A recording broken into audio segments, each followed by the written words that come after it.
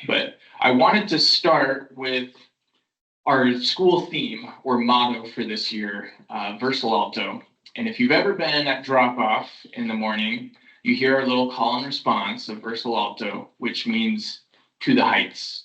And this is from Blessed Pier Giorgio Frassati, who is going to be canonized this summer in Rome. Hop on Katie Kresser's pilgrimage, and you might catch the tail end of that.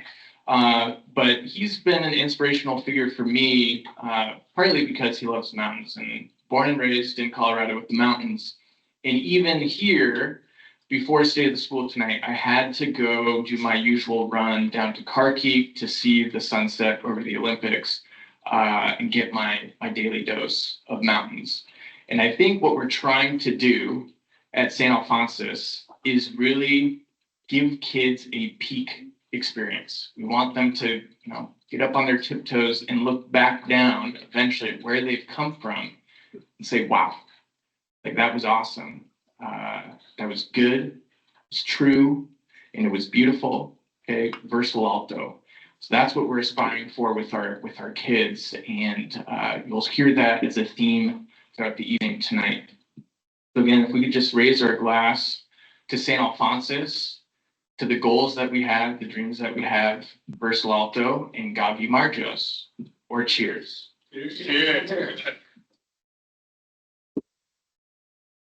We're going to be doing some Gavi Marjos at the Wallaces this weekend, so you'll be well acquainted. Okay, Father, since you're here, thank you for being here, by the way. Would you mind just starting us with prayer? Absolutely. Okay, in the name of the Father, Son, and Holy Spirit, amen. Lord, as we're coming together for this mid-year kind of restart for the State of the School, I just ask, Lord, that you send your Holy Spirit upon all parents here, parents in our school who are not here. I pray that they may have an experience of joy and expectation for the coming months ahead. As we wind down the holidays, help everyone to have an expectation of hope for the future that is to come, especially in this last 6 months of school, and also in the rest of their life. We pray for our students, our own children, that they may experience in this new year continued depth of life, joy, and happiness. In the name of the Father, Son, and Holy Spirit, amen.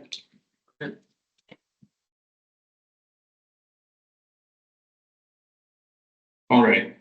So, and I did hit record. My first year here at St. Al's, I didn't hit record for the State of the School.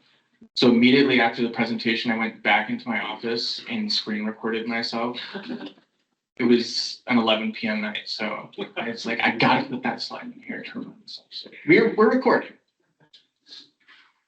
All right, here's what we're doing this evening. We'd like to introduce School Commission, who is here tonight. Not everyone could make it, but Pete Noble standing back here. Go ahead and wave, Pete. Hello, Pete. Pete's our Vice Chair on School Commission. Chris Hanzelli is our Chair of School Commission. Who else is here? Kara Peterman is right here. She has done a ton of work for us this year on financials, budgeting, and forecasting, which has been awesome. What else? Am I missing anyone who's not here? Okay. Kavita Abraham, represented by Anto tonight. And we have Kurt Racy on School Commission. Christina is instead for Eric. Eric Shadisky is on our School Commission. And then Dave Madsen is our parish representative, and he's also not able to join us tonight, but he is with us. Community news and highlights. We'll go through some awesome things that are going on. We'll share map scores like we typically do each State of the School. We just finished a survey that just closed on Friday, and we're still gathering the data. It's raw data, essentially, as Pete will tell you, but we wanted to share back some of the initial themes, and we've got some more work to do on that internally. We'll look at our finances backwards and forwards. We'll talk about tuition rates. Father Parrish will give an update on Partners in the Gospel and what that looks like for our parish family of St. Ben's and St. John. And Parents Club will mention we've got the auction coming up, so we'll make sure to get there. And then Catholic Schools Week is next week. We'll have a few notes on that. And then enrollment opens actually tonight as we're sitting here, an email is floating in the ether to your inbox about registering for next school year. So we'll talk about that at the very end. But first, some Verso Alto moments I want to highlight. We had some awesome opportunities to be spotlighted on the news. And Kathleen Fleming, our preschool director and teacher, she crushed it on Good Day Seattle, talking about this new alphabet, whatever that is. No one knows the song, so we're going with the time-tested version. But that was a really awesome experience to highlight our literacy program here at St. Al's. We got some awesome spotlight on Como News with the convent, the teacher housing. Mr. Broughton's repping St. Al's over there, and we told him today we want him to have more and more neighbors who are 2 feet away from him. He was down.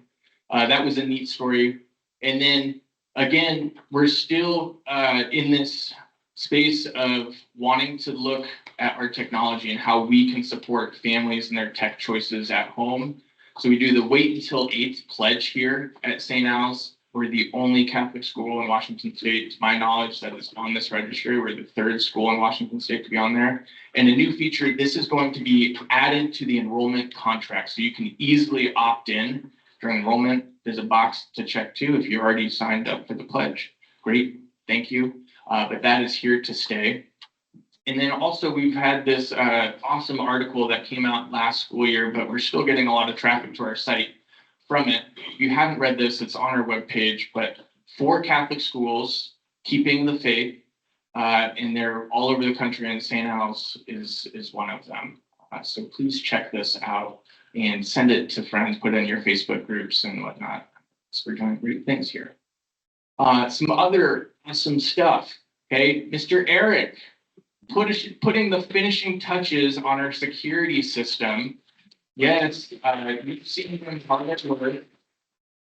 Okay, and I put little fingers crossed because we've got a few minor tweaks and adjustments. The teachers have been very patient. You all have been very patient with this. We're trying to get this buttoned up for Sunday, at least for our open house, and then it will be exposed all again over the summer. But when you see Mr. Eric, please tell him thank you for his amazing work. He's saved us tens of thousands of dollars just with his expertise and his craft. And I do want to highlight this community news of the auction. Okay, Katrina Huff, our auction chair, is sitting over there. We have Katrina. Okay. Early bird tickets end on the 31st. And since you're here, Katrina, could you just quickly shout out some of the awesome things on the screen?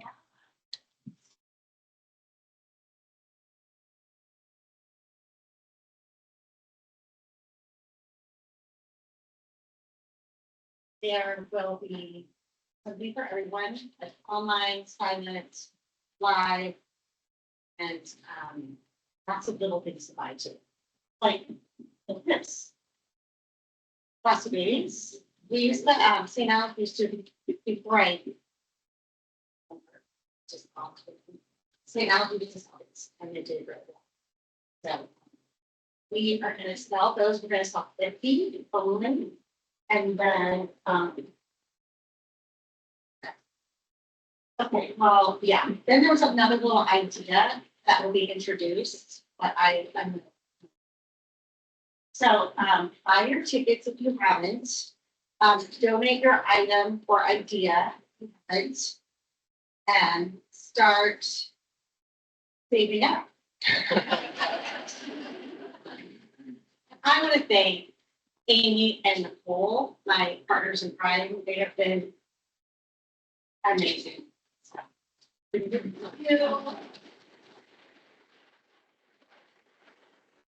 This is not just for St. Al's folks. Please invite your neighbors, people from church, whatnot. Fill up a table. The more the merrier. We'll need to pack that family center. Other news, save the date. Finding Nemo Jr. Yes, it is coming to us at St. Al's in the 3rd floor auditorium, April 11th and 13th. Okay, there's only 3 shows. Tickets will be coming soon. The students spent several hours on Saturday making sea anemones. So it's going to be an awesome set and costumes in the works. If you'd like to volunteer, please join Jason Hurry. He's made a fabulous set design already, and I'm sure Mo has more projects and we want him to have some additional help. There's no end. Some other Verso Alto moments, some highlights. Okay, 2024, late in the spring, we were the first academic decathlon champions, and we're back to defend our title this year. It's offered as an enrichment class, and those girls, and we have a few more boys involved this year, they are motivated. Okay, we want to again take home the crown, but we have some really, really cool enrichment offerings that are offered every Friday afternoon for about a 2-hour block. And these are hands-on things that are staffed by you all, they're staffed by our teachers. Okay, it's time intensive and resource intensive, but these kids are getting amazing opportunities. So decathlon's one. We had choir. Marina Endres is doing beekeeping. Hopefully you've gotten some St. Al's honey. We have Python programming, creative writing, which was done by one of our parents. Great Buildings of the World, done by an art history professor, one of our parents. Secret Society of Yarn and Ink, digital music production, acting, which is done by Mo Mershon, our drama director. An iconography class, they're going to St. Spiridon Orthodox Cathedral next week to take a tour and check out their icons. Model UN is being offered right now. We have musical theater in the spring. Gardening is happening in the spring. In the Independent Study Project, which will be a podcast. Secret Society of Bindings and Threads. This all in one little school, 180 kids. So these are some really, really awesome offerings. So if you would like to get involved in some way, please email me. If you have a great idea, these run for a trimester, about 10 weeks long. It's a constant cycle, so we're always looking for something new that we can expose the kids to. Other academic highlights. This is Miss Sir. She's with some of our first graders, but Andrew Koch, our organist, he brought an organ kit to school. The kids got to make that. So really aspiring to do hands-on things and center arts and everything that we do. But also STEM related, we're one of the only schools in Seattle that does our Walk to Math program. And we returned that this year to make sure that we can continue to offer that throughout the kids' entire trajectory through St. Al's. We had to make some tough scheduling adjustments for that, but math for K-6 happens all at the same time. So if your kid is at a higher math level, they can get the instruction that they need. Again, not offered at St. John's, not offered at St. Ben's. It's something that we're able to do because we're a little bit smaller, more nimble, and it really puts those kids on a trajectory for high school to take accelerated math. Awesome program. We're continuing to refine our scope and sequence for preschool through 8th grade. I want to emphasize it's preschool through 8th grade. We are one continuous academic program. We're going to be beginning accreditation not next school year, but the school year after. We'll be in our self-study next year. In this document that we created and will continue to fine tune puts us on really great footing for that accreditation. Again, how we continue to integrate everything and make it consistent from grade level to grade level. An interesting fact that we pulled up with our staff was the amount of students that we're supporting who have IEP documents or internal 504 documents, accommodation plans. These are diversified learners. We've increased just already 5% from last school year. So our classrooms require a lot of differentiation. It makes it difficult sometimes for the teachers. So we continually need to invest in professional development to be able to support all these learners. It's a reality that we're facing, and more and more applicants that we get do have some learning accommodation needs. So that's just something to keep in mind. We have a fabulous resource teacher in Melissa Chittenden. She plugs these families in with supports, whether it's with SPS or the IEP services. But this is just a number that we're watching because we want to continue to be able to support these students really well. We this year designated preschool and pre-kindergarten classrooms, which is a shift away from the multi-age classrooms. Really excited about this because it's created more of a cohort mentality where the kids can progress throughout their time at St. Al's together as a unit, as a class. So making sure that that kindergarten enrollment is as strong as it can be with a cohort of pre-kindergarten moving on into kinder. And then finally, we will be opening a half-day preschool. We got to hit that the marketing hard there, but we've got a lot of applications and interest already. Our goal is to have 10 kids for our half-day preschool program, and that's going to be in what's called now the Magic Room. It was during COVID another half-day preschool, so we're just going to be reintroducing that room as our preschool. So it's going to be kind of crazy, but we're going to have 48 preschoolers here next school year. And again, we want that to continue to build enrollment through future grades.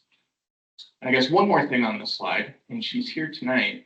Trish Hilliard is our volunteer mental health counselor. Wave your hand, Trish. Her numbers fluctuate, but she's seeing about 20 students right now. Again, this is entirely on a volunteer basis. She communicates back home with parents too on a need to know basis. She communicates with us, their staff. To have this extra layer in our school, I can't tell you just how important this is. It's a complicated time in the world out there. Kids have complicated issues that maybe even I didn't have to experience growing up. And to have a safe place for these kids to go to and chat with, it's absolutely phenomenal. So thank you, Trish. And we're going to have to continue to figure out ways to keep you here and your time sacred. Thank you. MAP scores. We'll transition to MAP scores. We are in the midst of winter testing, so I don't have data quite yet for that, but I was able to pull data from fall 23 to fall 24. What I'm really interested in is growth. Okay, not necessarily our RIT scores, which is kind of that raw data achievement score, but I'm more interested in our growth scores. And for reading, we are in the high achievement, high growth category, which is really hard to do when you have kids who are already at a high ceiling. I've talked about this before. But reading, we're up in that quadrant. Math, we're close. We're right on the doorstep of that high achievement, high growth. And for reading, I can attribute that to a couple things. One, great teachers. But two, we're rolled out a really intentional curriculum. So in the younger grades, access literacy, your kids are learning, right, those phonograms, those 72 phonemes, those sounds that those 26 letters make. Very important. And to have that consistent from grade level to grade level in primary is huge. Teachers continue to talk about just the things that are clicking for students that they didn't see before at their particular grade level. So that's been awesome. And then in the upper grades too, we're also seeing growth. Okay. Sometimes we think that the 7th and 8th graders are checked out. Our scores are showing that they're not, that they're making actually huge, huge gains. I attribute that to we're reading great, challenging literature. I mean, just right now, 7 and 8, they're reading Hamlet. Okay. They may not get the full meaning of Hamlet yet. Okay, but just imagine when they go into that high school classroom or that first college seminar and to have that read at least once under their belt. Okay, they're entering into the great conversation. That is phenomenal. Our 6th graders are reading an abridged version of the Iliad and the Odyssey. Again, challenging stuff, but they will be entering into the great conversation. Challenging because their minds are being stretched to go deeper, not just with comprehension, but with analysis. So I think these things kind of taken together and with our awesome teachers kind of points to where our high achievement, high growth is for reading. Really special. I showed this slide every year. I threw it up here again just to show you how we kind of compare to our peer schools in the Seattle Archdiocese and the national average. Again, this is for grades 1 through 4. You see that we're head and shoulders above for math and reading. And I'm hoping, just that we continue to see that delta continue to increase. Middle school, same picture. Okay, math and reading we're outperforming our peers both in Catholic schools and in public schools. So if you want to share this data, it's on our website. You could send that in a text message. You could put that on your Facebook group. Again, it's on our curriculum overview page, the main page of our academics, if you want to share that with anyone. I'm going to invite Pete to come on up. And Pete's going to talk a little bit about this survey that we recently closed on Friday. Good evening. Thank you for coming. My name is Pete Noble. I am husband to Beth, father of St. Al's graduate Lucy, who is at Seattle Prep, Emma, who is 8th grade, Addie, who's in 6th grade. We've been at St. Al's for close to 3.5 years, and I've been here on the commission now for 3 years. The reason I serve on the commission is having been around, first of all, previously experienced being involved in our public school. So I know what goes on elsewhere. I quickly became convinced of what St. Al's is doing, and even more so about where we're going, which is why the survey results are so important. The way that I think about St. Al's is there are 180 kids, roughly average 10 years of age. They are going to live at least another 70 years. So in my mind, what happens here today, tomorrow, Friday, next week, next month, next year, accumulates into affecting 13,000 years of human life. So as a believer in human potential and a believer in engineering better outcomes earlier, I'm all in on St. Al's. So let's roll with the survey now that you know how I surveyed us. So a little bit about why, what, the results, and the actions. And as Nick said, this is all very raw, kind of fresh data, just came in. I personally now have been involved with it for our 3rd year in doing this. See some opportunities for me to dig in and help us make better sense of it operationally when we get a chance here in the next couple of weeks. If you were here last year, this slide might look familiar. There are 5 quotes that kind of speak to my passion for what's going on here. And the reason they haven't changed is because it's Socrates, Plato, George Washington Carver, Nelson Mandela, but any one of them, I believe, speaks very well. I'm just going to pick one at random here. George Washington Carver. Education is the key to unlock the golden door to freedom. So each of these, I think, speaks very powerfully and uniquely to what's going on at St. Al's. And why we survey? Because we care, we want to know, we want to measure, we want to get better, we want to measure current state with where we desire to go. And certainly it's with your input, feedback that brings insight, and it's the best way to know is to do it on an annualized basis. So now, having done this for 3 years in a row, there are a set of questions that we have asked consistently. There have been some that have changed, and there will be some that I suspect will always be topical. Roughly 2/3 of the questions are now reoccurring. There's one set of questions we've asked for 3 years, now another set of questions we've asked for 2 years. So we're building this data set to get good and better at this game. The annual questions are the net promoter score. It is likely a question that you are that's good. Yep. That you're very familiar with. Would you recommend St. Al's to a friend or colleague? You may be less familiar with the methodology. It was developed by Bain & Company, which is a big managing consulting company. Any NPS score above 50 is amazing. And what happens to calculate the percentages that you see is that people who answer 9 and 10, I would recommend St. Al's are considered promoters. So you take those percentages. 7 and 8 are considered passives. And anything less than 6 is considered a detractor. So you add the 10s and the 9s, you avoid the 7s and 8s, and you minus the 6s and lesses. So we are at 61.8, which is down now over 2 years, as you can see. The year-over-year difference from last year to this year that I have been able to spot in spending just a few minutes with the data was that detractors and promoters were down slightly, and it was the passives that were up that accounted for the 65 to 61.8. There is a ton of valuable information behind these numbers and the comments that you gave. And again, thank you if you answered the survey. If you didn't, please do, because this is something that we value. So we have to spend now also time on the comments that you provided, because there's going to be some jewels and gems in there. That's the Net Promoter Score. These are questions that we've asked for now 2 years in a row. The coloring that I've shaded here was just a quick effort at teasing out some relative strengths and some relative opportunities. I think what was most interesting to me in looking at this was that sense of belonging and a sense of excitement for coming to school last year was a relative strength. This year, it was a relative opportunity. So I think that's something that we'll want to dig into.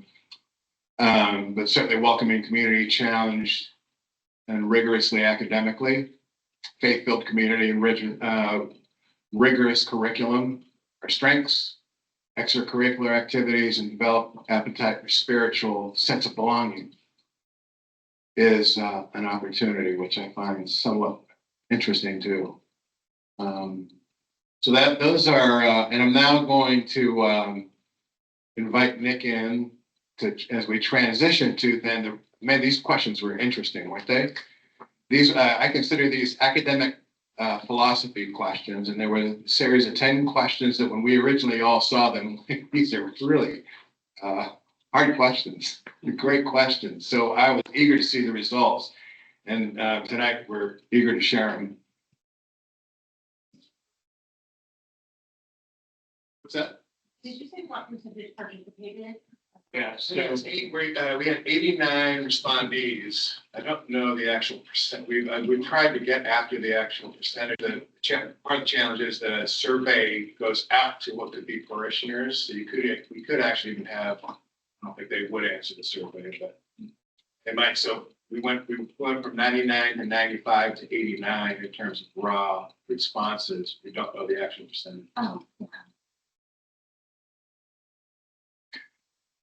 So I met with Father Parrish this morning, and I told him I was kind of waffling whether or not I was going to share these questions. I gave a presentation, the same presentation to the staff today, and we actually had some good conversations. So Father, I'm going to go through these questions regardless, if that's okay with you.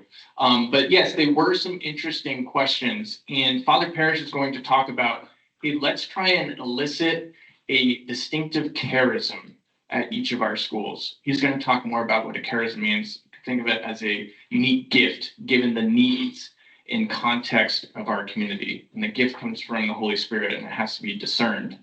But these 10 questions, we're trying to draw out, what do you all see as, your educational vision? How does that align with ours internally? How does that align with Father Parrish's? Okay, and we're going to have to do some, again, work to synthesize this together. But I thought the results were really fascinating. So one of the questions, how should subjects be taught within the curriculum? 3/4 of people said it should be integrated across. This is really an effort that we're trying to do. Social studies, literature, religion, okay, art and music, those things tied together. And again, consistent across grade levels from preschool on up. Not every school does that. That's an intentional focus of ours, and you said that was valuable as well. What is the educational outcome or the ideal educational outcome? This one, awesome. Okay. College and career readiness, awakening wonder and awe. Okay. The answer is both and. Okay. That good old Catholic both and. I guarantee you that your kids' teachers are preparing them for high school and college and career. And they're inspiring wonder and awe. Okay. For me, when I talk to my staff, I'll just tell you, I lead with the wonder and awe. Okay, that's how I lead, and I think the rest will kind of take care of itself. We really pride ourselves, or we aspire to be a 21st century education. Okay, that means we're going to have to kind of respond to what does the workplace look like? What do high schools? What are they looking for in colleges? If college even exists in years, who knows? But to me, this is a both and reflected again in these responses. Which is a higher priority in a preschool through 8th grade setting, developing speaking and writing skills, 93%, developing technology skills, 7%. Okay, let me tell you, we're going to be hitting writing and speaking hard. Our kids do have laptops. They're learning how to use them well, sort of. We have our moments, but you know, the writing and speaking, if you read any tech executive or corporate blog or anything, the one thing that they want their applicants to have is to be able to stand up, speak, okay, make eye contact with people, having those soft skills that, you know, need to be explicitly taught. And that needs to happen here. What should the curriculum emphasize? Multiple perspectives, a singular perspective. Okay, 95% said multiple perspectives. Take a walk through our hallways. Okay, you're going to see different world religions. You'll obviously see our Catholic faith on display, but you're going to see a wide variety of cultures. Okay, I tell families when they come on tours, kids choose their vacation destinations, if possible, based on what they're studying in school. That's absolutely amazing to go see someone else's perspective because they glean something of value at St. Al's. Okay, we don't want to push a narrow ideological approach in the classroom that is a singular perspective. Okay, St. Al's wants to expand beyond that. Okay, we're Catholic, yes, and that little lowercase c Catholic universal is very important to our mission. What type of literature and stories should children be exposed to? Okay, most people said timeless literature and stories. Hamlet, Iliad, Odyssey, okay, Wind in the Willows, Alice in Wonderland. All of these our students are reading right now. Yes, Miss Murphy is going to stock the library with some new books. Not a bad thing, okay, but we want, again, kids to enter into that great conversation, which is becoming rarer and rarer today, but all the more valuable. What is your preferred learning environment? 83% said hands-on, okay, with students apprenticing under a master guide. We're not giving kids a tablet to say, go figure out your curriculum at your own pace. There's a degree to that, okay, within the classroom setting, but we want to see our teachers as mentoring, guiding, molding, forming these students. These students are an apprentice and they are going to be gifted some excellent knowledge and resource skills from the classroom teacher. Very important to us, to you. What should students be taught? Or what to think or how to think. Okay, again, this is somewhat of a both and as well. We are giving kids really rich content, but my favorite thing that I've gathered from the 7th and 8th graders, I asked the teachers, please have them do a prompt in preparation for Catholic Schools Week. What has been the faith experience for you at St. Alphonsus? And the overwhelming majority of those responses, they said, you know, I feel safe to ask questions in my religion classes, and I feel like I can be heard. That's really awesome. We're drawing that out and pushing kids to ask questions. They may not be Catholic. A lot of them even said that they learned more about the Catholic faith that enhanced their own faith experience. The how to think question is critical. Again, it's not that singular perspective that we're pushing on students. Of course, we have a very clear mission and what we stand for, what we do, but how to think is very important to us. Ooh, I loved this question. How do you view memorizing poetry? Okay, we had kind of a 50-50 split here. And I was telling my staff, poetry is useless. And that's why it's beautiful. There's not much utility in memorizing a poem. You go into a job interview or whatnot. However, the mental effort required to memorize a poem and to pull it out of your pocket later on, given whatever occasion it is, okay, that's invaluable. Okay, the act of doing something hard, uncomfortable, and leaning into something that is time-tested. Someone else has said that it's beautiful, and maybe I should kind of slice the humble pie and understand why. I'm challenging teachers to, you know, let's memorize things in class. Let's get kids up and presenting and doing those sorts of things. But poetry is useless, but it is beautiful and therefore an important task at St. Al's.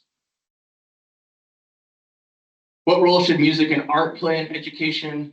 Most of you said core to our curriculum. Again, this is what we're trying to do with our enrichment. We want kids not just to sit in the Python programming, because there are kids who'd love to do that, okay, but we want them to get up on the stage and act. We want them to join the choir, and then just, right, that's the well-rounded person that we're trying to form. How is citizenship best cultivated? 94% said through shared knowledge, not through individuation. Okay? We are imparting common values, common virtues. We talk about them all the time, and that is done within the context of community. We fail together, we grow together, but we learn what a community is made out of, and that's what is going to build a really strong, beautiful society. So citizenship, okay, important to us. So we have to distill down again. I got to sit down with Father Parrish. We have to figure out from those results what is unique to them about us. What does the Ballard community need? We'll speak more to that. How can we, share this vision and clarify that educational vision for us and for our community? Pete, do you want to add anything else for follow up on the survey? Okay. I will also encourage you, if you have questions or you had concerns on your survey, you didn't feel comfortable putting it on the survey, even though it was, anonymous, please come and see me. Love to have a conversation with you. This is my office if we need to talk about something, because, right, we want the best experience for your kiddos. All right, we're going to change gears here and start looking at financial picture. And I'm going to invite Chris Hanzelli up to come kick us off here. Thanks, Nick. Hey, everybody. My name is Chris Hanzelli. For those of you I haven't had the chance to meet yet, we have 4 kids. 2 of them have made it through the spectacular experience here at St. Al's. Now Blanchett, and we have 2 others, Aaron and Peter, who are still here. I mentioned before, but we love St. Al's deeply. I know you all care about the school too. But my wife was a student here 10 years ago about, and had a great experience. So I can testify that the product produced by St. Alphonsus is spectacular. In fact, I married an alum, so I love St. Al's very much, and it's been great for our family and for our kids. What we're talking about now in this next phase is moving from assessing where we are to planning for where we're going. And we're a school and a people of hope. And hope is a good thing to have, but it is not a plan. So this is going to be the part where we talk about the plan to actualize our hope. And we would not have a proper school presentation if we did not quote Aquinas at some point, St. Thomas Aquinas. So this is the theological definition of hope. An arduous reaching forward towards a future good. Did I get that right, Father? This Aquinas-ish. Okay. And I usually fact check me. An arduous reaching forward towards a future good. Takes effort. It's good. It's worthwhile. It's in the future. That's the Aquinas' theological definition of hope. We have hope. Here's the arduous reaching forward part. So our goals in the school commission is to support Nick, the teachers, the staff, and the kids, making this environment as strong and successful as possible. That often comes down to the budget. We take the survey seriously. We take our budget seriously. We take our fundraising seriously, and work really hard to build a plan that you guys will be proud of, and that will give you a really strong foundation for your kids. Those goals captured up top, and talked a little bit about what we reviewed to develop these goals. And Nick's going to walk us through the financial model for the school for the next 3 years. But here's some brief context. There is this thing, it was called COVID. I don't like bringing it up because I think we need to move past it, but it's a real thing that happened, and it had a real impact on the school. It had a real impact on all our families. So if you were around during COVID here at St. Al's, you know we froze tuition for like 2 years. And then we had government PPP loans, we did extra fundraising, And the 3 years following COVID, we had a plan to gradually start to recover from those years of frozen tuition. And we just hit the end of that 3-year plan. So what the school commission has been working really hard with the school on over the last 3, 4, 5 months is prepping for the next phase of the plan, which is kind of the final piece of our full recovery from those frozen years and getting the school stabilized and strong, filled with hope, and having the resources to actualize that hope going forward.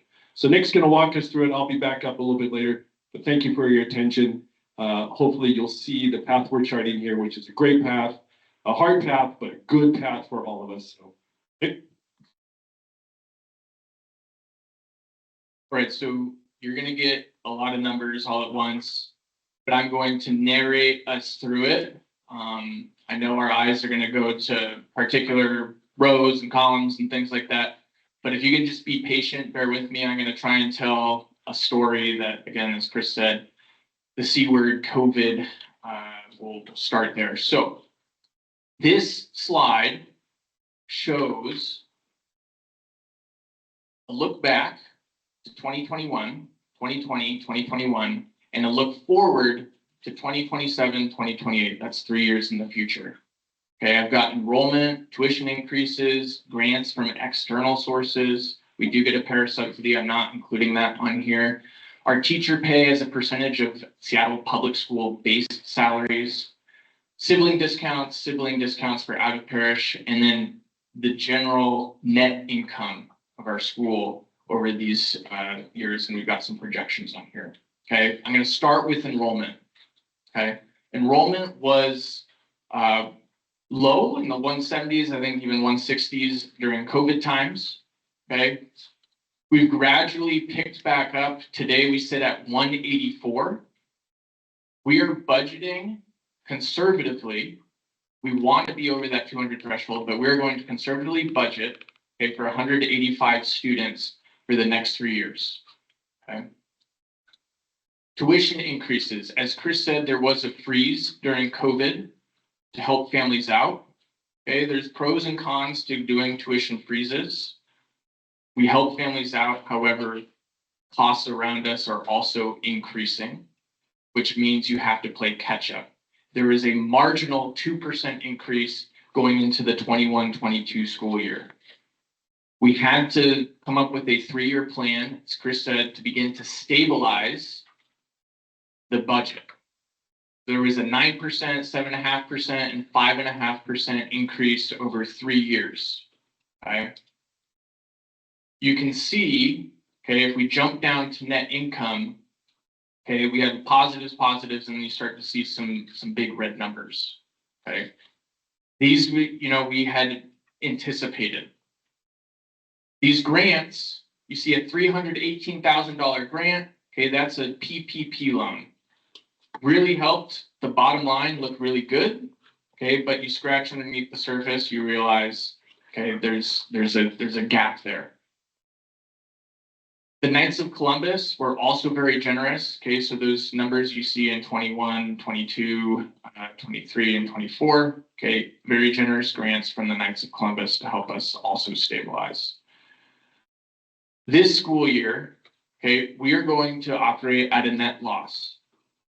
Next school year, we'll also be operating at a net loss. Okay, we've understood that going in. Okay, as Chris said, we need a plan going forward, and we're confident about that plan. The point of this evening is to tell you the X's and O's of how we get there.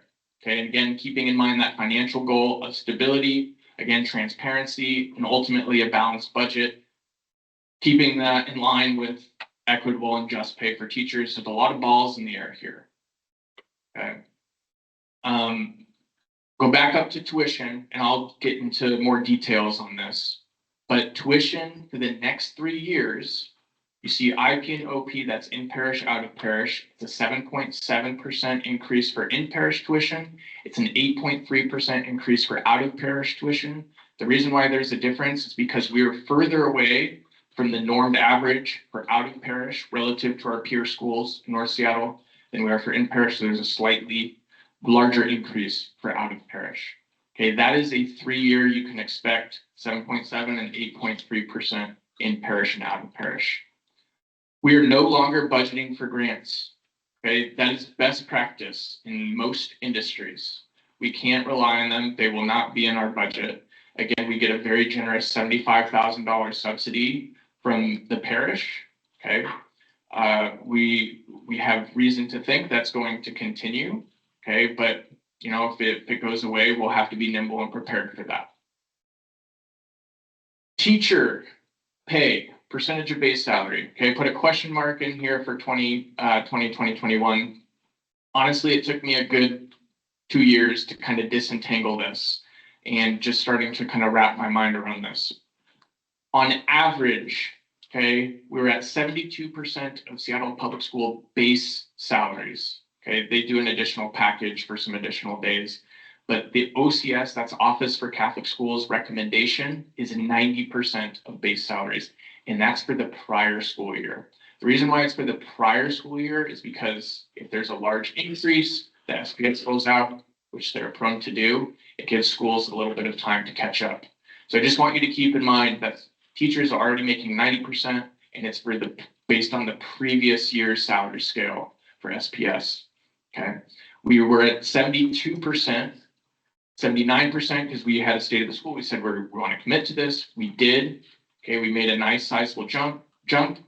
SPS decides to do a 7-ish% increase the following year. We make some gains, but not as much due to that. Currently, we're at 83% on average of SPS base. Our teachers deserve 90% and better, and we need to budget that in. We have budgeted that in for the next 3 years because we want teachers to be paid justly, equitably, and just know that they're valued in that way. You value them so much, okay, in so many intangible ways. We have to make that a monetary value as well and commit to it as a community. Sibling discounts. We have offered sibling discounts for in-parish and will continue to do so. We had to take a close look at the sibling discount rates at other schools in the North Seattle Deanery. There's 12 schools, and compare us to them. Okay, our sibling discounts for in-parish were often double or triple what other schools were offering. It's great. It's not financially sustainable or competitive for us. Starting next school year, that in-parish sibling discount will be reduced by half. It will stay the same rate going forward, okay? But that is a measure that we have to take, again, to put us on firmer financial footing. Out of parish, the majority of Catholic schools in our North Seattle Deanery do not offer a sibling discount for out of parish. We have been offering that, okay? For the same reasons that I just mentioned, we had to make a tough decision, but one that's going to put the best foot forward for St. Al's financially. We are eliminating the out of parish sibling discount effective next school year. Net income. You can see, right, this big fat number here, and we're going to be chipping away at that. Okay, with the increases in tuition, the change in discounts, okay, that number changes a lot, right? If there's 200 kids in the building, changes a lot really quickly. So I'm emphasizing the need for you to be ambassadors as well, okay? Get in your communities, your neighborhoods. Those yard signs are there for you to take for a reason. But I need you to believe and hope in the plan and help us kind of see this through. We're very confident that we're going to make this work. We have reserves that are going to be covering these losses, okay? But I'll be honest, it's a thinner margin, right? We're operating on a thin margin here, and we have to be very strategic with each financial decision. And that's what we've been working on the school commission. I'm gonna go to the next slide here, and sorry, I should have clicked through here to not do that.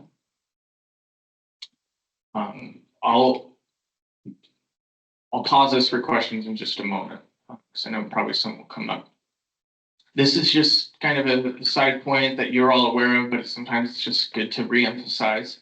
Quality of life and inflation, quality of life being housing, healthcare, education includes other things, but education costs in the private sector have increased 17% since 2020. St. Al's is right there. Housing, if you bought a house, okay, you're seeing those, you're feeling the effects of that. Healthcare premiums up 25%. Pete Noble sent me this front page of the Seattle Times last week. PSC electric gas bills are poised to rise again. Okay. In the past, we have taken a mentality of, wanting to support families. That will not go away. Okay. What I'm presenting tonight is that we have to look at ourselves as a legitimate institution that also needs to rise with the costs around us so that we can support our employees and continue to offer excellent programming.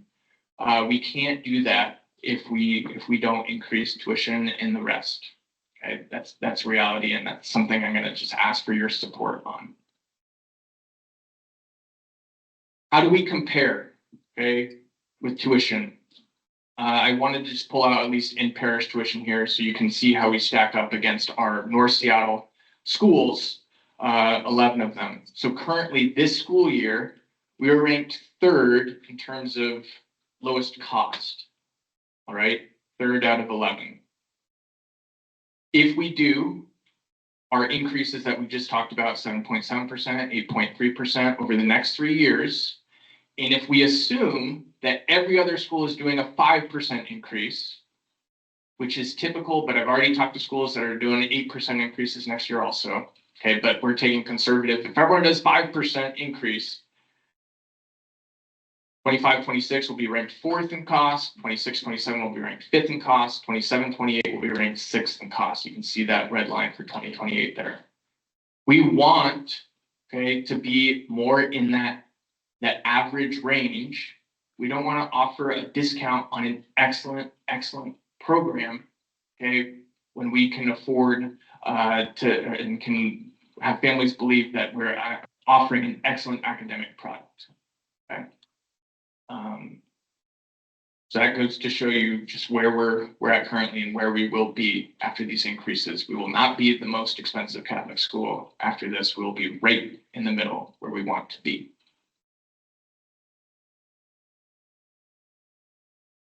This will be online, okay? If you'd like to take a picture of this, you can, but this is what tuition will look like for next school year. Okay, you've got the cost of 1st child, 2nd child, 3rd child, 4th child. We are going to retain 4th child free. Okay, that is St. Al's hallmark. Okay, and that will be reserved perpetuity, okay, for in parish and out of parish. So go and have more kids so you can get that for siblings. I'm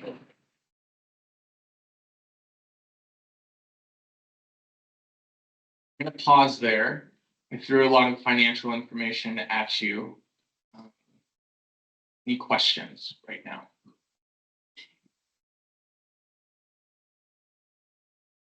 Yeah, Jim. So you're likely to see, so if you go back to the chart where we were 3rd and you're predicting 6th, and some of these other schools are also going to be raising their tuitions, we still stay at 3rd. And so if we're trying to be an excellent education with excellent teachers and we're still 3rd, I would think that's okay if we're in the green. So why is there a necessity to get to the middle if we can still offer the same education in the green, keeping our teachers, the community, and the excellent education? Does the ranking matter? I think it's a point, and it's a great question. It's a point of context. And we want to just see what is it that we're not doing at St. Al's, right? A lot of those survey results, the extracurriculars, we don't necessarily want to be at 90% for teachers. I think that is if we continue to operate at status quo. I don't want to continue to operate at status quo. So there will be more investment, I think, in resources and staff and whatnot. I think it's a data point only. And I agree, if we find ourselves 3rd and we've accomplished what we want to accomplish, great. Then we're the best deal in town. Right, so then the outcome shouldn't be where we rank. It should be the educational outcomes and what we offer the students, right? Sure. So No, if fair we're point. getting $500,000 every year and we're still ranked third, and we've got teachers at 100%, we've got all the extracurriculars. Mhm. We've got Terry full-time hire. I mean, Mhm. we have those pieces. Third versus sixth, I'm Yeah. not seeing why that's an outcome. Sure. Yeah, I think when we were developing this plan, we wanted to make sure that our tuition was reasonable. Yeah. Right? And so this is really sort of an anchoring point on what is the average for the North Seattle Catholic school education. And so I think this is, like Nick said, just a really good visual on even with these increases, which are sizable, but also fair and just for what we need, it still gets us to the midpoint, right? If everyone did increase at 5%. To your point, if everybody else could increase at the same rate, we would stay where we are, and there's value in that too. But it was really, I think, a first place of anchoring on how do we get back into the green and put our school on great financial health, but also stay reasonable. And so I think that's what I take away from this. Yeah, I mean, our goal is not to be fifth or sixth in tuition, cheapest tuition. That's not our goal, right? Like, our goal is exactly what we've already gone through. We just need this data point to be able to help us understand, like, hey, we're not asking for unreasonable increases, right? And so it's like, if we go forward, this is what it looks like. It's not a goal per se to be fifth or sixth. It's just this reality. Because if we're at third again, within the green and all this context, it's beautiful. So, Right, so. Yeah. Thanks, Jim. Anything else?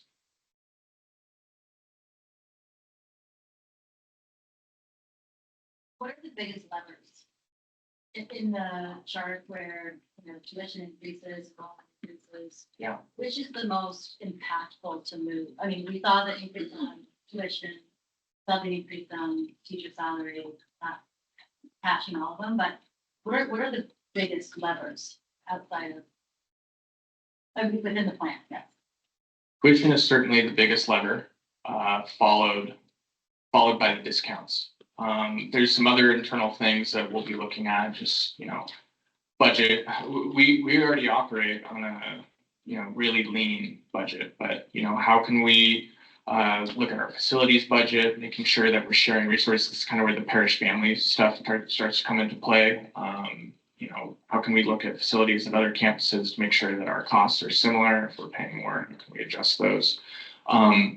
Tuition, the biggest lever that we didn't account for, because we're being conservative, but is enrollment, right? The bottom line, like that's, plus 10,000 dear bottom line for every kid. Which is flat. Right. And part of the current. Exactly.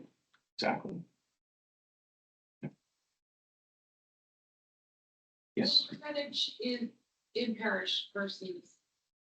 Yeah, good question. We are it's about 40% in parish, 45% in parish, compared to 55, 60. And what's the definition of in parish?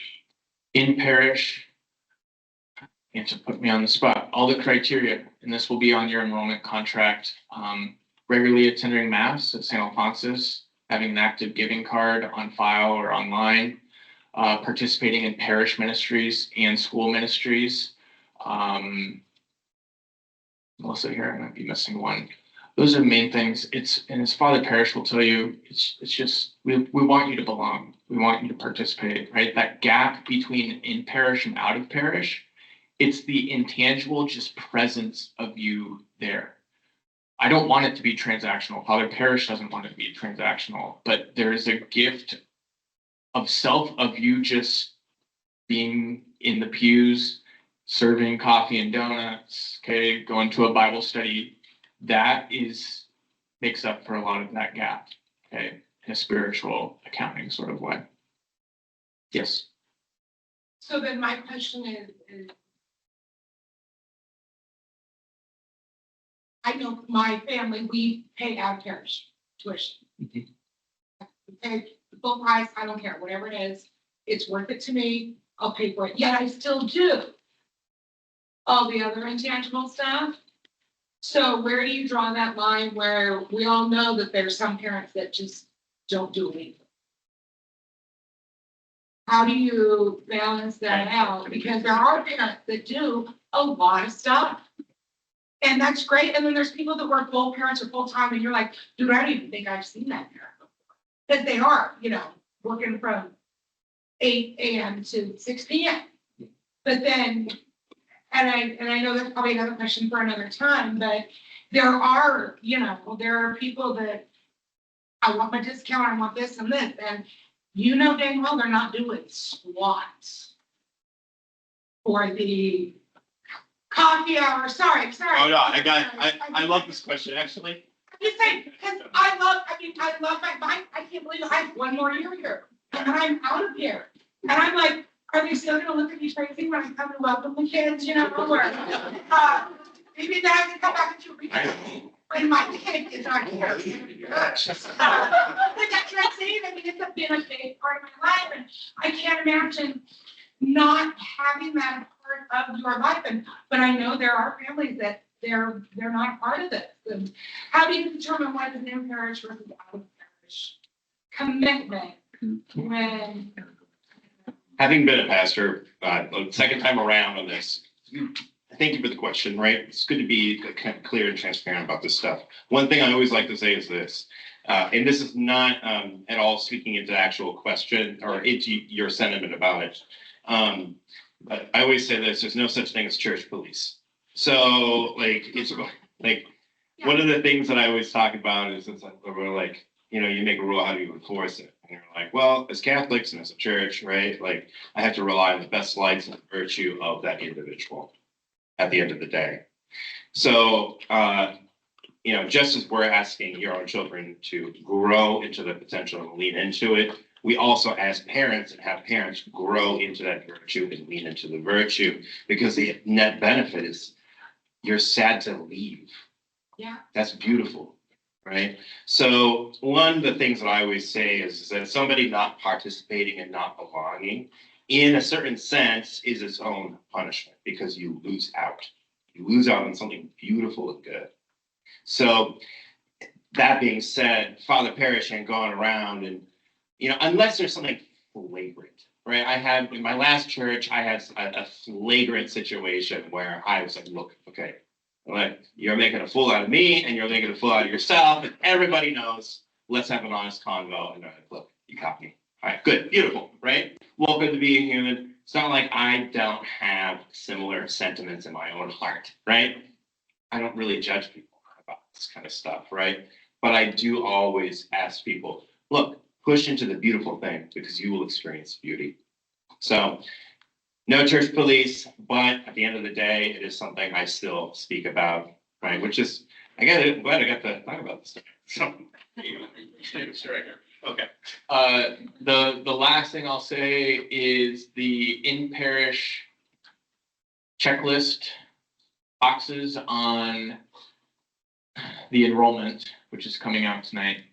You'll notice that they are more self-reflective. I think they invite more opportunity to ask, am I meeting this obligation? In a way that hadn't been asked before on the enrollment contract. So let me know, Jenna, what you think of that. Yeah, I think just Father and I want to, we want the tone and the atmosphere to be first of welcome. That's how we'll lead. Yep.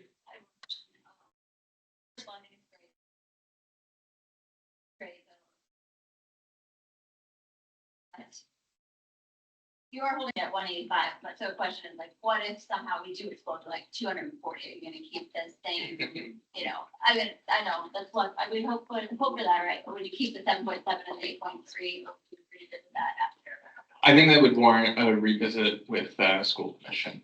Just we forecast what we know now, and then we make adjustments as we go. So I would love that problem, Amy. Yes. Yes. Yes. No, I I agree. I'm with Amy. I see good things for the school in the future. I see them having the strength and the resources to double down on all the excellence here. And families like yours as ambassadors to the school, the work of Nick and Father Parrish and everybody, it's going to attract more people. The conservative enrollment number is to be fiscally responsible, but I agree with Amy. I think we can expect future increases in enrollment, and that only makes everyone's life easier because we want a school that operates not from an attitude of scarcity, but one of abundance. And we are on the precipice of having that abundance again. And the numbers got to be conservative because we're responsible fiscal people, but our hope can be abundant. And the kids are coming. And when you see starting a new preschool program, what do you say, 48 kids? And the preschool, so total 48 kids. The bottom of the pipeline is big now. So let's pray that that pipeline, that big bottom of the pipeline keeps moving up through the school. And it's only good things to come. Mr. Howard. This might be too hypothetical, but what are the most likely outcomes that you had the plan behind? Yeah, Kara, do you want to take that one? The question is, what are some of the outcomes of if we're ahead of the plan or Yeah, behind? the most likely outcomes. I think if we're ahead of plan, right now, like Nick said, we're in the red, right? And we're burning down our mission. And so we're ahead of plan, we will build that cushion back up much faster. There, I think, is a wealth of opportunity for uses for that cushion, right? There's a lot of For maintenance. a lot of things that we can do to make the school more functional for current kids and more attractive to future students. We're behind plan. That's a good question. It's a harder question. And one that'll probably cause us to go back to the drawing board and figure out what additional needs to be done. But there's real opportunity, like we talked about. We grow the student body, we're in a much stronger position for years and years to come. So I think that's something that we can all participate in as we look to,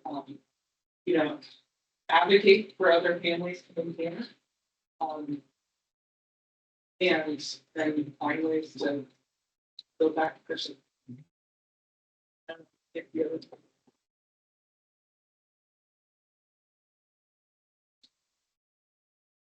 See one more hand. I was just out of curiosity, if we're the third least expensive and we're all very confident and there's projected data to support that the product that's produced is fantastic, do you have a sense of why enrollment hasn't moved up quickly? Like, you get feedback from people that come here and view and choose elsewhere? Is it just geographic location?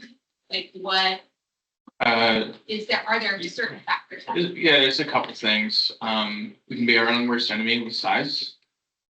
Well, we're not going to come here because you're small. Come here because we're small. So that has to change. But ultimately, and I'm going to pass the baton off to Father Parrish here in a second. There has to be a clarification of the vision of St. Alphonsus. I've gone through this is my third pastor at St. Al's. And I came to St. Al's because of the Soul Sisters. And they left 6 months into my stint here, or even sooner. And so I felt a little bit unmoored and directionless. I can do so many things in terms of having direction academically, but I need a super big cheerleader to say, yes, let's go do it. Let's put our eggs in that basket. You have my support. I haven't been able to have that. And so I don't think our vision is necessarily clarified. I think we've got a lot of shiny, fun things floating around in the ether of St. Al's, but it's not a punchy, this is it. I'm waiting for him to say, right, with the caras and stuff, based on survey data, based on this is who we are. This is why you need to come to St. Al's. We're missing that X factor, which is going to change soon. That's I can say put one thing. That's it. Okay, I'm going to be mercifully brief because we've had a lot of nice, awesome questions and content here with a lot of info. So a couple different things. First, I want to give you just a brief note of hope by bringing up an odd fact. How many of you know who Reid Hoffman is? Yeah, who's the Reid Hoffman? Yeah, but also the founder of LinkedIn. He is LinkedIn. So he was also on the board of directors of PayPal when it was being launched, right?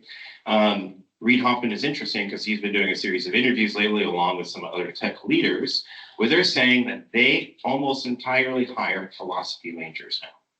Reason being is because a philosophy major is able to think about life and reality and to be able to understand what's in front of them.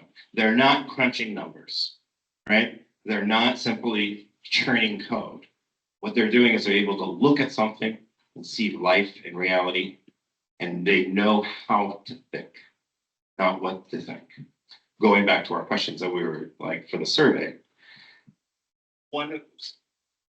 that is one of the things that I'm super stoked about with our education here at St. Al's is because we are giving each of the children an ability to look at how to see reality, help them to see reality. Now, there's this other question on here that I thought was super beautiful, which was like, what's good, memorization or not memorizing, right? Memorization is helpful. It's like learning a guitar. You learn your chords and then you become creative as you learn and to memorize something, right? And as we learn different things, whether it's poetry, etc., we're able to look at our life through those lenses in a helpful way and to be able to bring comedy and joy, right, and creativity into the world in this, amazing, pithy way. So the education that we provide here is beautiful. It's beautiful in that sense. Is there anybody here that lives in Queen Anne? Oh, are you the ones, do you live on 3rd? Oh, there's some of our parishioners, some of our parents that live on Queen Anne and have those yard signs out, right? And as a pastor at St. Anne's, I was always struck by that house. I'd be like, who's those traitors? Anyway, I'm so happy you do. So happy you're here. Now that I switched teams. It's awesome. So supportive of that.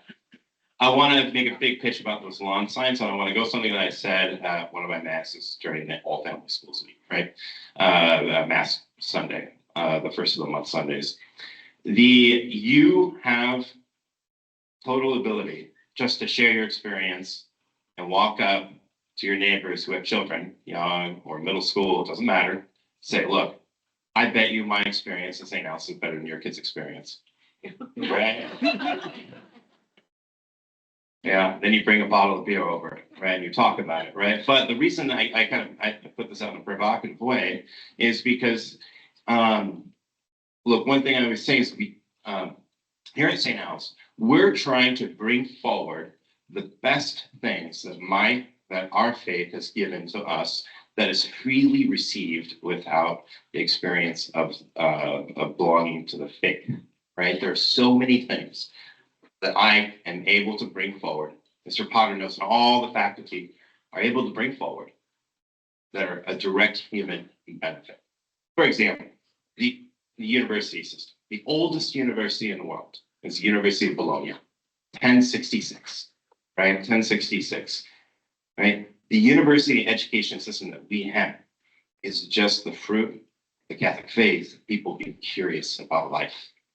And that is something that is accessible to all. So you have that permission to be able to talk to your neighbors, right? Put those lawn signs out, do the rah rah, right?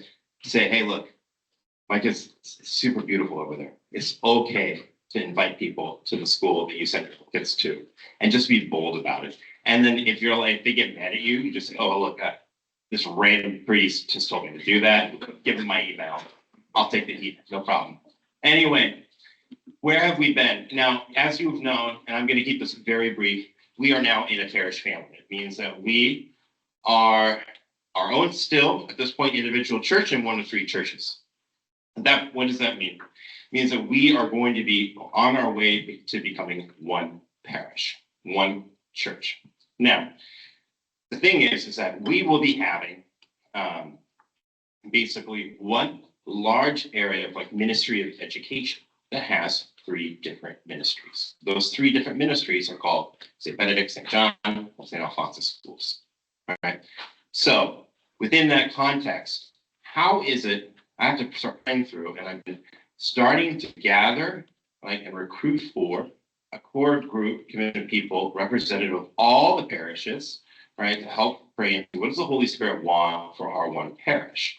I am now also asking that of the principals to begin doing that. But what does the Holy Spirit want for us here?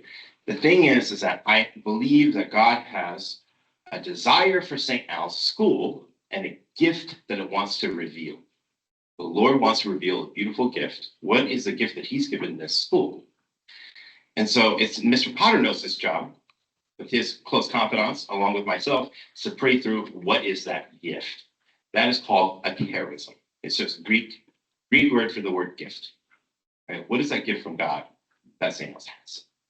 The reason why it's important to pray through that is because that is what's going to help differentiate the uniqueness of this particular ministry of education within our parish family, because we have 3.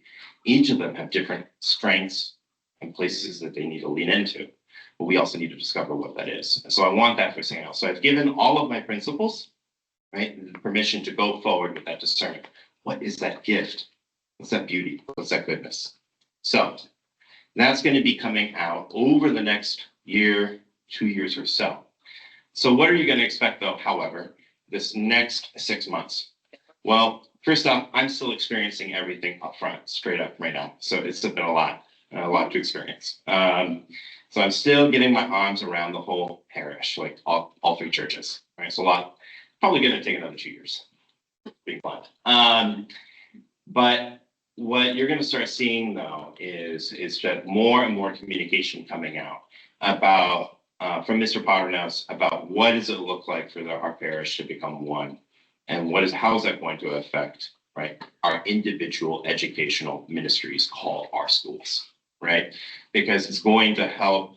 One of my desires is that each of these 3 schools, they're all churches, but they all have schools, is that they become a front door or a front porch for something new and beautiful for the families that are coming into those schools.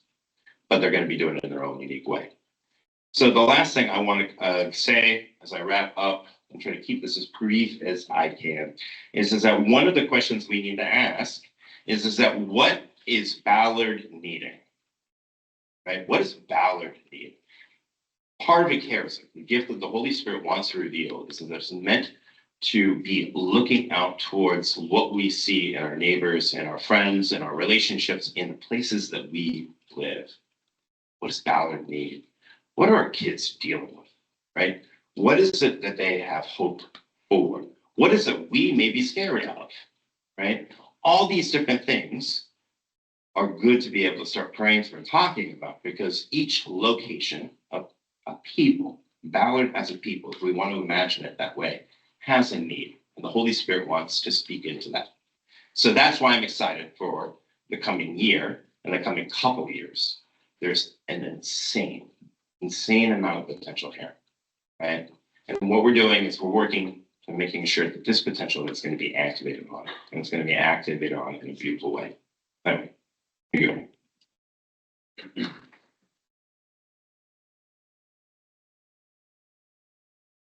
All right.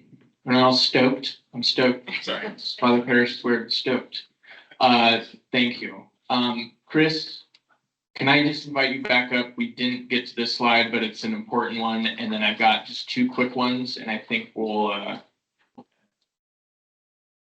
By the way, expect to see me at the auction. Be at the auction. So super happy about that, because my first year I've been happy to be at auctions. Right? Like, I get to know y'all. But there'll also be an item there, like, where it'll be interesting. Like, do something with Father. Now, we haven't talked about it. We're gonna workshop it a little bit. Anything from, give me anything from, I make your family a piece of art, because I do printmaking, right? And illustration, or I take you to a punk show. Anyway. I'm stoked for that. And I'm also stoked to bring back all nineties language. Well, that's 90% of nineties language. Very briefly, it's important to know that St. Al's has never charged in tuition the actual cost to run the school. Think about that. We've never charged the actual cost in tuition to run the school. The plan that you saw Nick walk us through is a 2 to 3 year effort to get there, to get real with our numbers. Fair share is a way of talking about everyone reflecting on contributing additional gifts and resources and support to the school to help strengthen the family, the community broadly. This slide is meant to show you that in 25-26, what the actual real cost to run the school will be on a per student basis, what we charge average in tuition according to the plan, and what that gap is.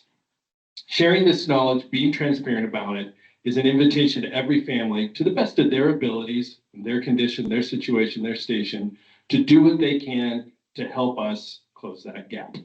You know what you pay in tuition. You know now what the real cost is. You know what your family can do to help out in volunteering and giving time, talent, and treasure. Now you're empowered to do the best you can. We talk about fair share. We tried to roll it out a couple of years ago. We've been working on it. We're trying to be better about communicating, about keeping it a piece of your re-enrollment, so you have a better opportunity to communicate what you think your fair share is, what your family can do. Like Father said, there's no church police. It's the honor system here. We trust you to do the best you can, and we trust to walk with you and help you and encourage you and support you in all of that. This cost here eventually, it's important to note, eventually the plans and the changes that Nick laid out for us, eventually the out of parish price will actually reflect the real cost to run the school. So we will start using real numbers for our tuition, real costs will be reflected. But it's important to note, St. Al's has never charged the actual cost. It's been the best deal, if you will, I would say undervalued opportunity in the North Deanery. And important to note, we have a great legacy that most of the other schools don't have. We're the third oldest parochial school in the system. We have a great legacy to protect, a great legacy to invest in. So hopefully these numbers, as we get them updated each year going forward, you're going to see the reality of our fiscal situation. And we invite you to do whatever is on your heart to help out. That's fair share. Thank you. Okay, a couple quick things here. Yep. And there's an option to do go about to educate us for people. Do we know what percent of families elect into that? Less than 5%.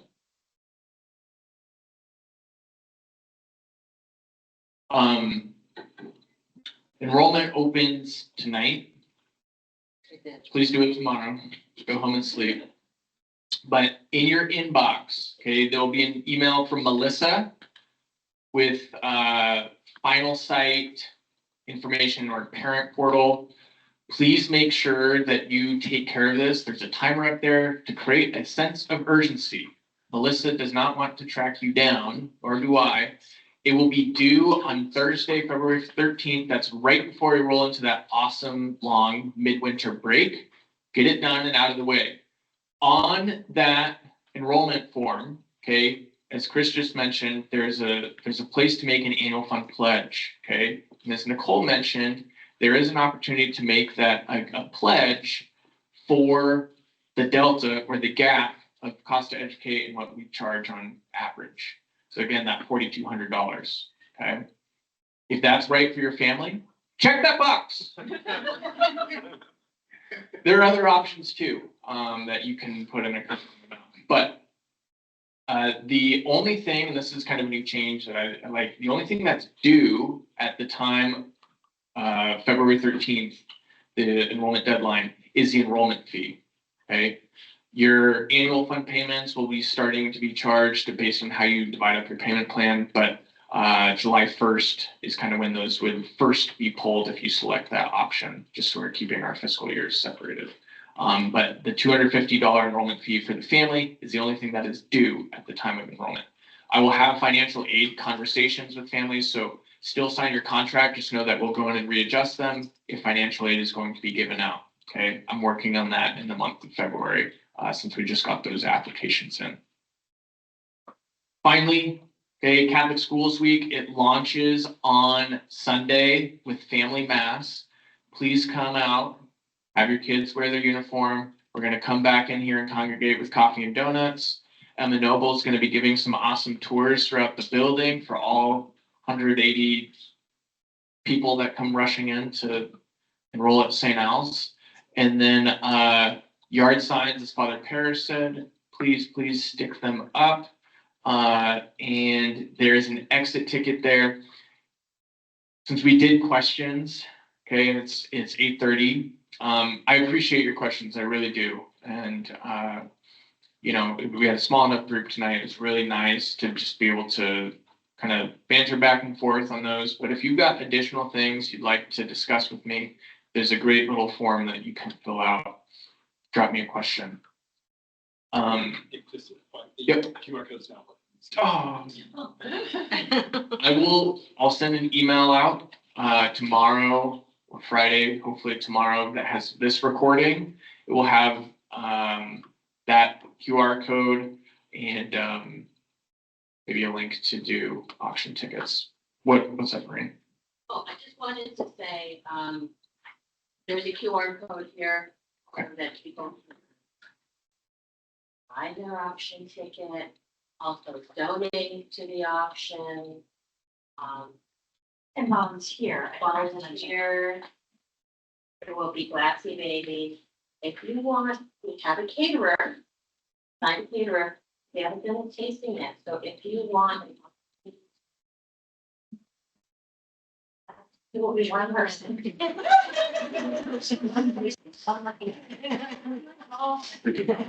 Person. Also, these are not the color of the Glassy Babies that they're showing. These are not Glassy Babies at the auction. There's also an opportunity for a lucky few that are interested who want to design our own Glassy Baby for St. Alpha Summer as a fundraiser. So please contact Katrina or the auction committee. Just because, you know, auction it. Or.org, we do that. Parents Club, very quickly. The fundraising machine is going along well. There are a lot of activities going on. Please participate. We've got multicultural night. We have Catholic Schools Week. Please volunteer where and when you're able. And if you think that you can do a better job, because I know you can, we're going to be holding elections in March and April for the upcoming year. Some of us have been on the board for more than a year, 2 years. So we will be rotating out, and we would welcome new faces and experiences at the Maureen, you forgot to mention that we also have our Spiritverse store. Do not forget, here to represent for St. Al's, we have our t-shirts, our polo shirts, our long sleeves for men and women, and shirts for kids. So please check it out, and I'll be right here after. Thanks, Lindsay. Thanks, Maureen. That's all I have. Thank you again for coming. Take those yard signs and a piece of salami.